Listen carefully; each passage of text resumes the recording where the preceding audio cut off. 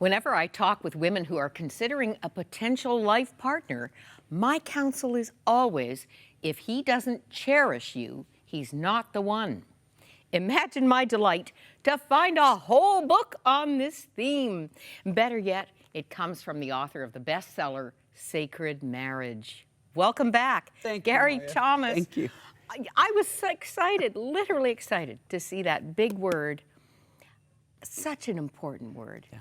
Such a huge yes for me. Well, it's transformed my own marriage, Moira, and I've been talking about marriage for a couple decades. I've been married for over 30 years, but I always just focused on loving my wife until I remembered that marital promise to love and to cherish. And just exploring what that word meant, trying to apply that word and live out that word gave new life to our marriage, and I'm excited to share it with others. You have so many ways of expressing it that I think helps to make it clear.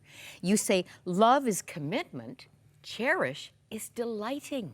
Yes. When my husband walks into the room, if he walked in here right now, 28 years later, we've been married, I'd light up. I say my hormones change when I see him. Something just ignites. Delighting is a beautiful word.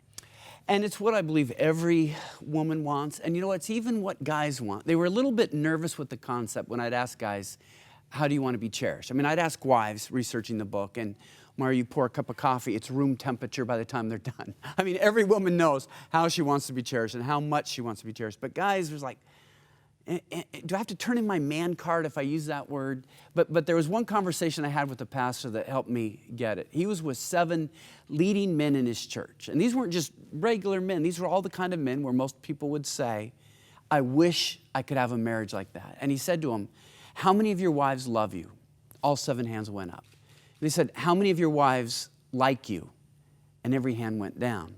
And what that told me more is that every husband felt loved, none of them felt cherished. And that changes the tenor of a marriage. It changes the witness of a marriage. It changes our own satisfaction in marriage if we stop at love and don't seek to pursue cherish.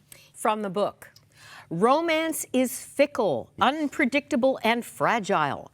Cherishing is deliberate and intentional. It's what I love, because the way that we usually talk about romance is so passive. I fell in love. You can't make yourself fall in love. It's not my fault. It just happened.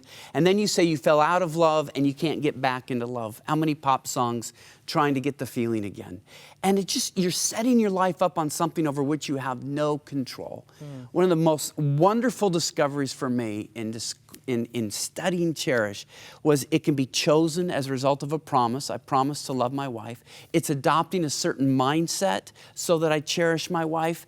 And then there are practices that cultivate a cherishing heart. And so cherishing, unlike romance that you fall into or out of, cherishing can be chosen, it can be built, it can be maintained, and it can be renewed. We can have a cherishing marriage if we want a cherishing marriage. And you make the point, and then you walk us through. You can learn to cherish even if it hasn't been part of your paradigm, part of how you do marriage.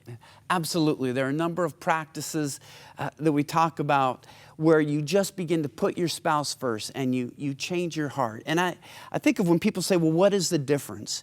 If you read 1 Corinthians 13, you have love defined, and every marriage ceremony just about has that. But if you read the Song of Songs, how 2 people delight in each other. Well, see, it's not just about the physical relationship. I think it's even more about celebrating each other, having enthusiasm for each other. And there's this one phrase I love in there, Song of Songs 6:9.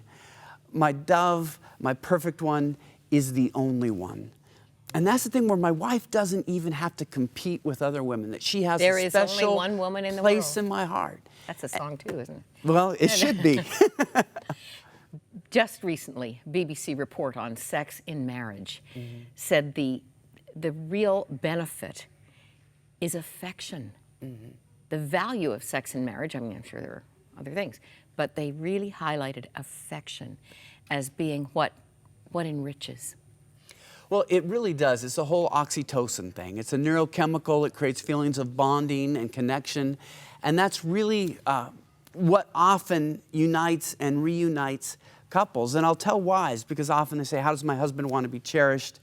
And so many husbands told me, Maria. What? What did they say? Do you want the real answer or do you want the PG version?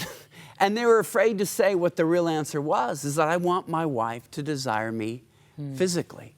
And I share about how I've run a bunch of marathons. I'm one of those crazy people that actually enjoys distance running. And one of my favorite moments in a marathon, it was a hot marathon. And there's this wonderful young family that were giving out icy pops. And in the middle of a hot marathon, it's cold, it's sugary, it's watery. I mean, it's just the perfect thing. And it's the only marathon I've seen that, but I'll never forget that family because I just really needed a treat like that about mile 16 or 17, and they offered it. But every other marathon I've been at, every one they'll offer popsicle sticks with Vaseline on it to stop chafing, because you can chafe a lot in long. Well, I know how to dress for that and prepare for it, so I've never wanted it. So all of these marathons, people are offering me something, and I don't feel cherished because I don't need it. Yeah. And so I tell wives, here's the tough truth, but it's an important truth. If what your husband really wants is an icy pop, and you offer him a popsicle stick with Vaseline, it doesn't work. Your spouse gets to determine what makes them feel cherished. And that's why we maintain the curiosity. What does make you feel cherished? Get to know your spouse. Cherish is about showcasing. I love that. I love that.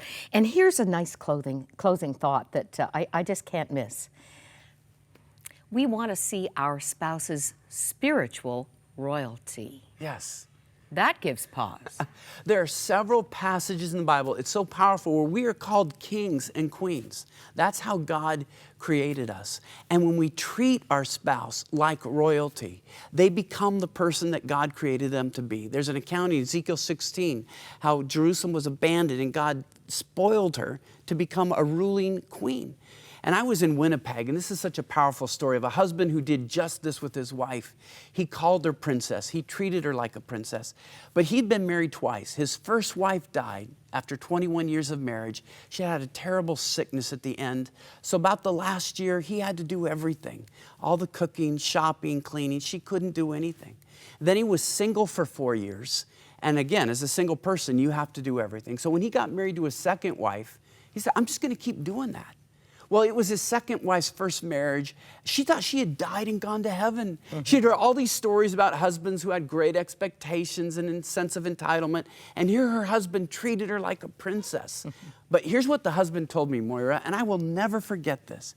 He said, Gary, my second marriage was so much better than my first. Not because my second wife was of a higher quality than my first.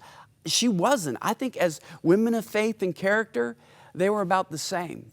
The thing is, I loved my first wife, but I cherished my second wife. And that made all the difference. So often we think to have the better marriage, we have to change our spouse. And Terry said, no, we just change our attitude. Don't just love, seek to cherish. And that's what gave him a happier marriage. You'll have to discover the rewards for yourself, because they're pretty much guaranteed when you put the polish on love, as Gary says. Bring that sparkle into your marriage. The key word is cherish, and it is a wonderful book. Thank you, Gary, so much. The one word that changes everything for your marriage. If you have concerns about your marriage today, you can call our prayer lines as well. We know there are lots of needs, and you know the stats show that for those who work through the troubled time, it's always a big reward at the end. God bless you. Gary, thank you. Thank you.